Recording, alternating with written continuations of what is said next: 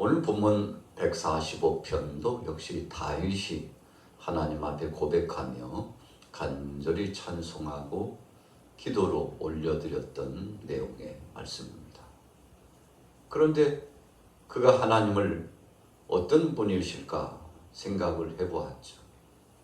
그리고 자신의 삶 가운데 함께 하셨던 그 전능하신 하나님을 어떻게 고백하며 표현해 드릴까 할 때 하나님은 왕이시다, 그렇게 표현을 했습니다.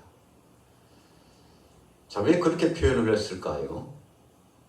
오늘 다윗의 신분이 어떤 사람이었습니까? 이스라엘의 역대 2대 왕이었죠.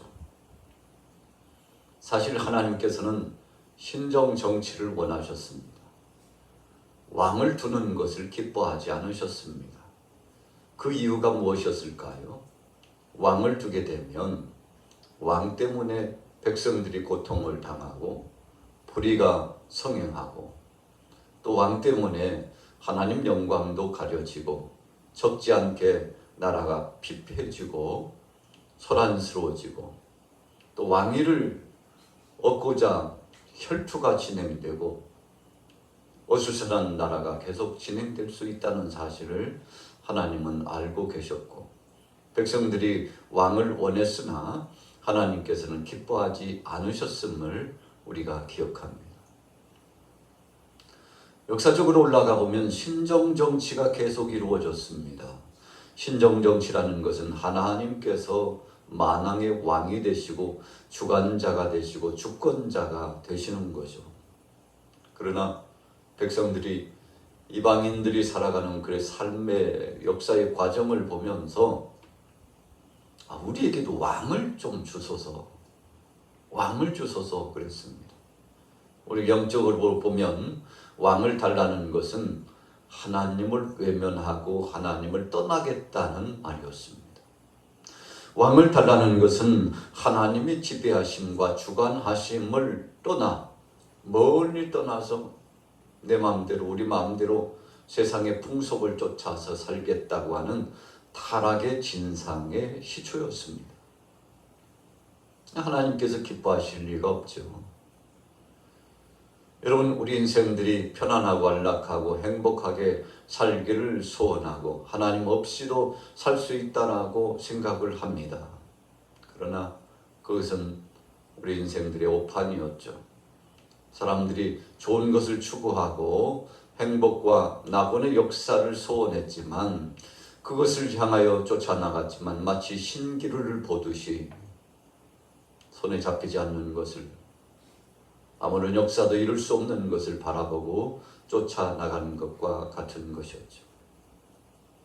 그래서 백성들이 요구함으로 하나님께서 사무엘 선지자를 통해서 허락을 해 주시게 되죠. 그래서 최초에 세운 왕이 바로 사울 왕이 되지 않습니까? 그래서 이스라엘 역대기를 보면 왕들이 많이 등장합니다.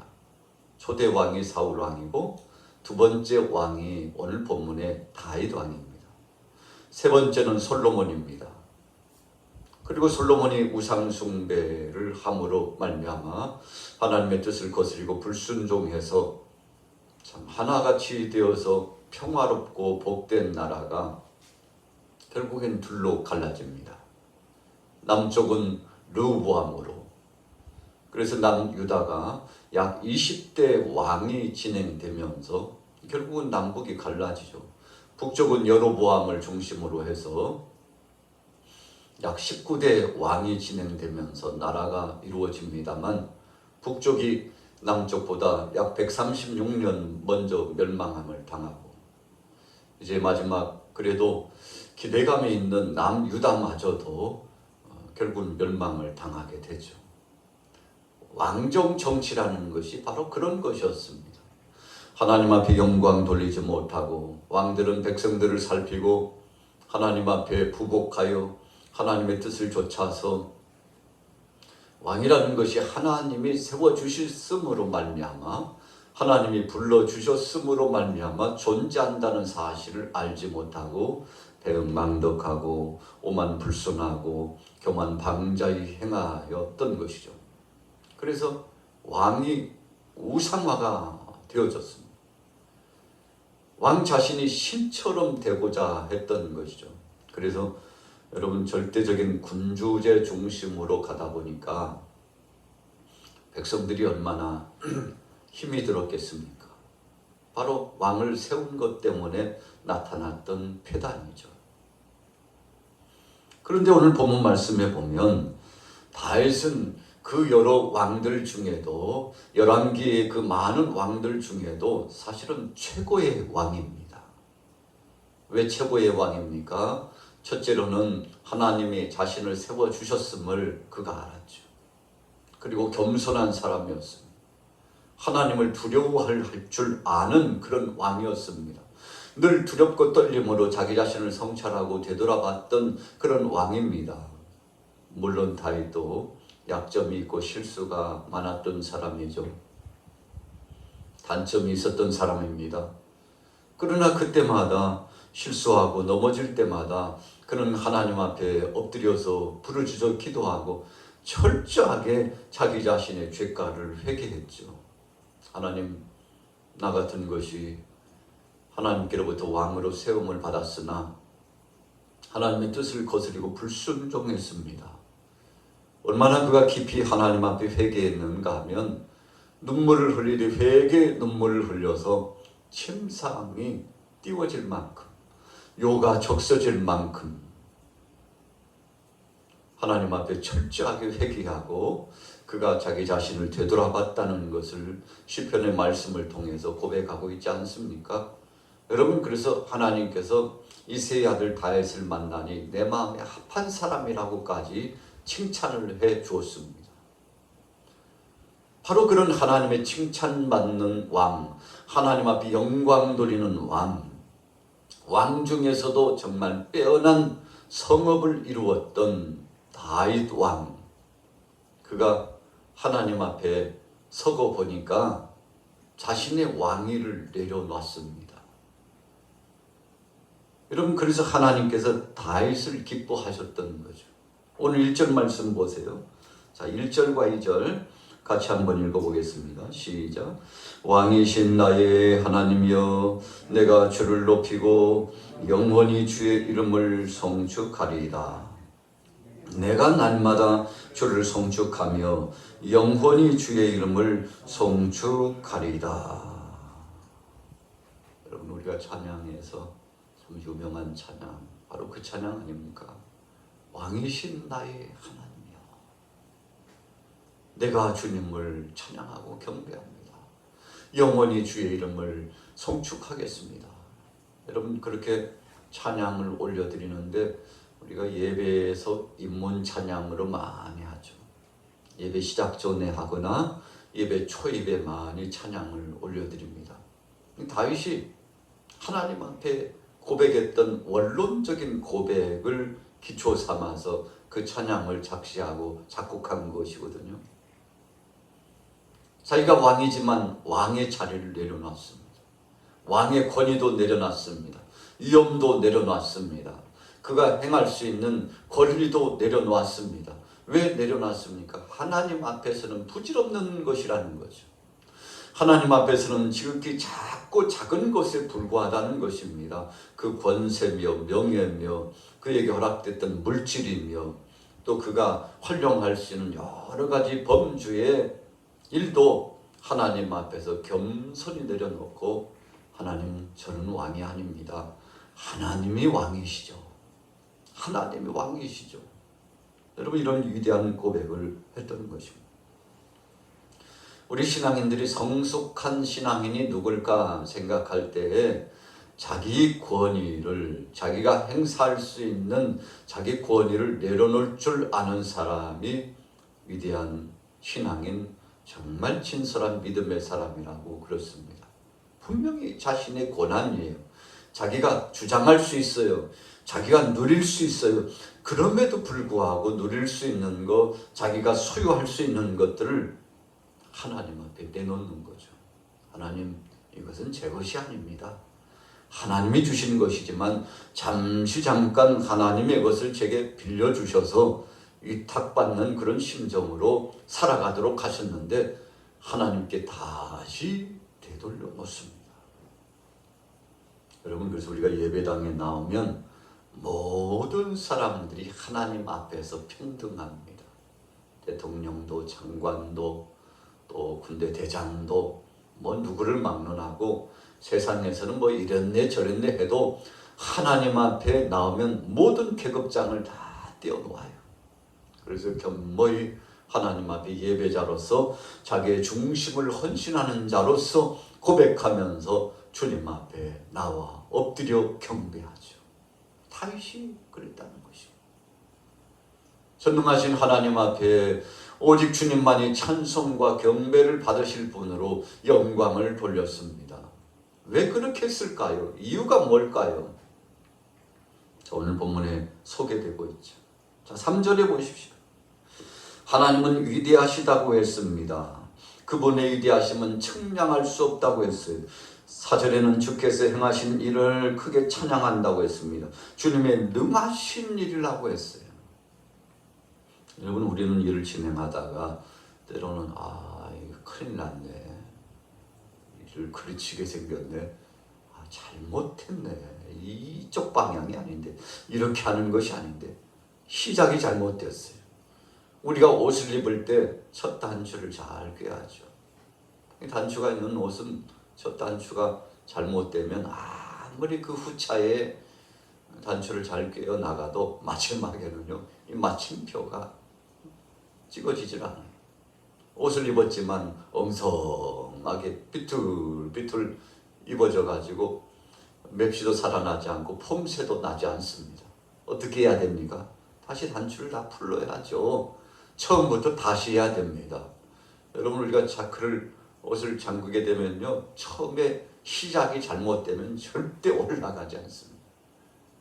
또 내려가지도 않습니다. 시작이 잘못됐기 때문에 그런 거죠. 여러분, 억지 진행해서 시행하면요, 나중에는 자크가 고장나 버리죠. 그래서 새로운 자크로 바꿔야 되는 일이 생기는데, 시작이라고 하는 것이 그렇습니다. 여러분, 그런데 이 시작이 좋으면 모든 것들이 영광되고 복된 거 아니겠습니까? 오늘 하나님께서 모든 일을 진행해 주셨습니다.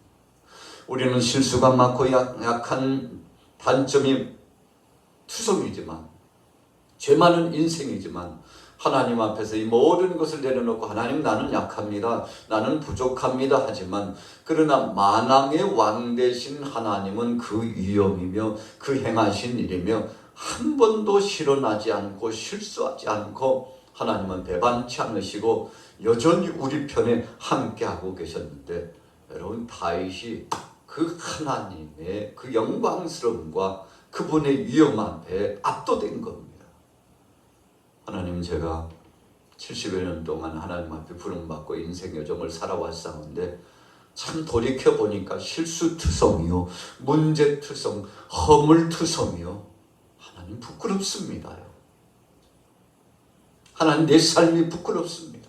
지나간 내 말이 부끄럽고 내가 행해왔던 그 행적이 참 추하고 더럽고 냄새나고 부끄러워서 하나님 앞에 내놓을 수도 없습니다. 그러나 나 같은 것을 용서하시고 여전히 내 편이 되시고 변찮는 주님, 그 능하신 권세로 이 유다 나라에 함께 하신 주님, 일거수일투족을 책임져 주신 주님, 병들어 누워있을 때 나를 치료하시고 일으켜주시고 배고프며 헐벗고 쫓기고 있을 때에도 주께서 아둘람 굴에서 엔게디 굴에서 광야에서 요단강을 건너고 눈물을 훔치면서 괴로워하고 고통스러워할 때에도 나를 토닥거려 주시며 위로해 주셨던 주님, 오늘 다윗이 생각하고 보니까요, 모든 것이 하나님의 은혜.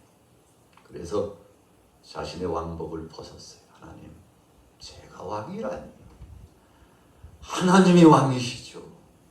왕이신 나의 하나님, 내가 주님을 영원히 변치 않고 찬양합니다. 경배합니다.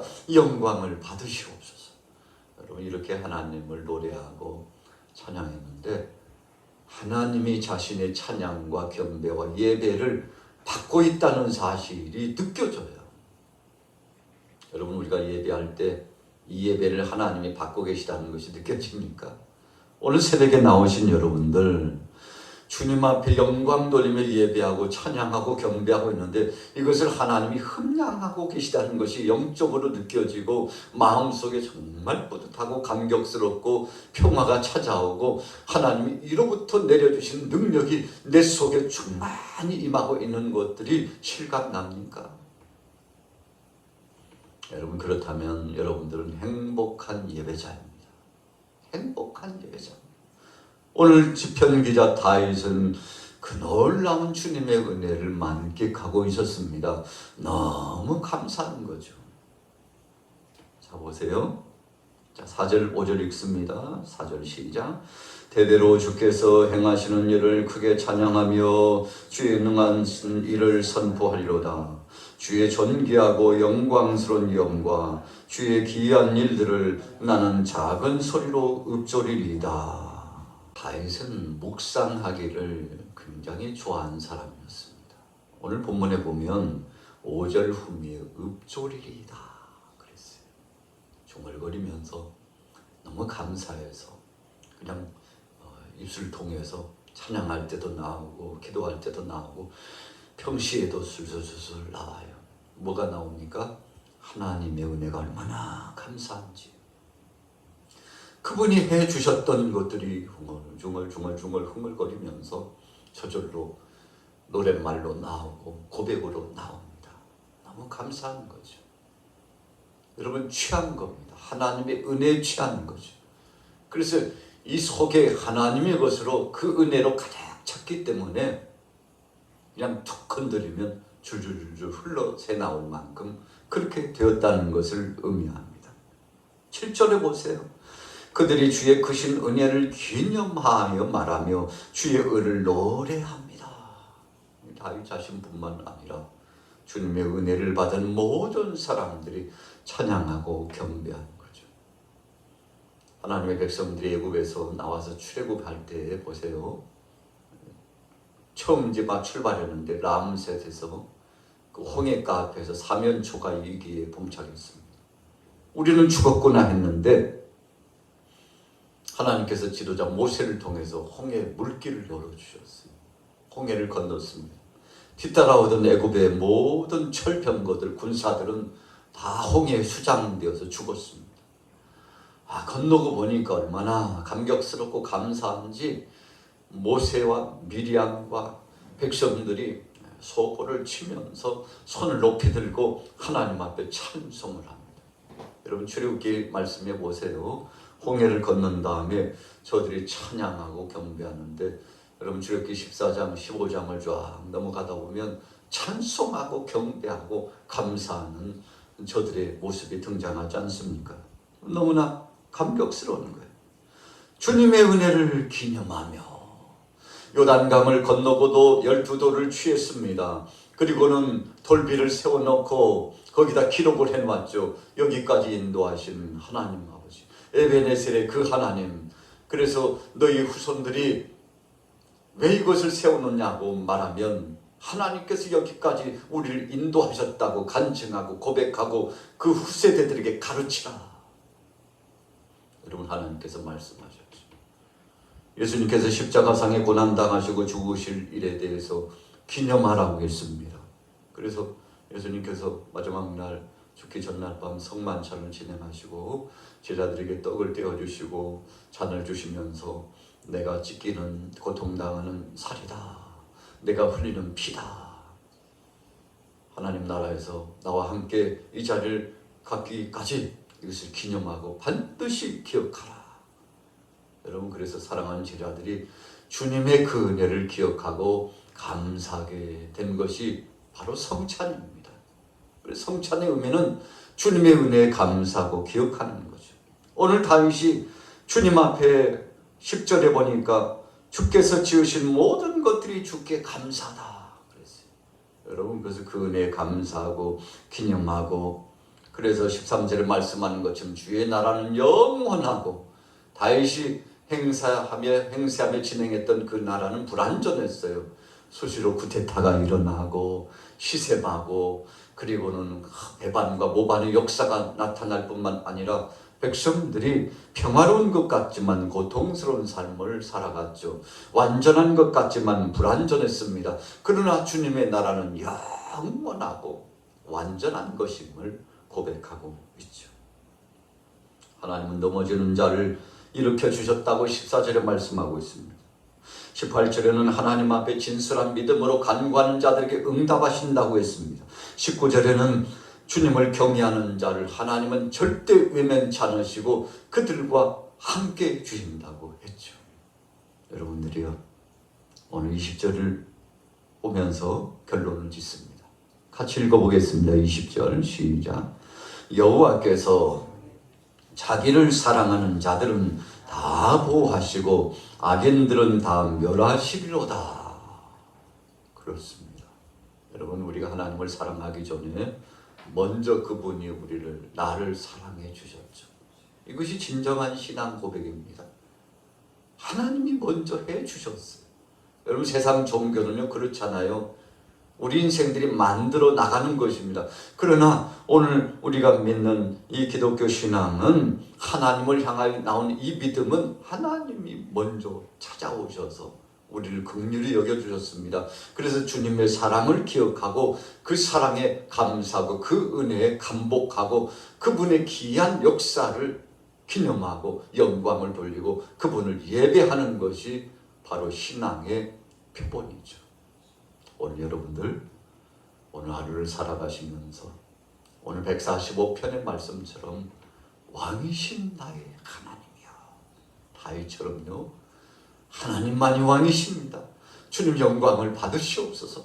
내 삶의 일거수일투족을 주관하시는 주님 찬양과 경배를 받으시옵소서. 주님은 찬양받기에 합당하신 분입니다. 여러분, 이렇게 올려드리면 성령께서 얼마나 기뻐하실까요? 성삼위 하나님께서 우리의 삶의 일거수일투족을 주관하시고 책임져 주시고 치유해 주시고 회복해 주시고 권능을 체험하게 해 주실 텐데, 오늘 하루 동안 이런 놀라운 변화를 경험하며 승리하시기를 예수님의 이름으로 축원합니다. 아멘.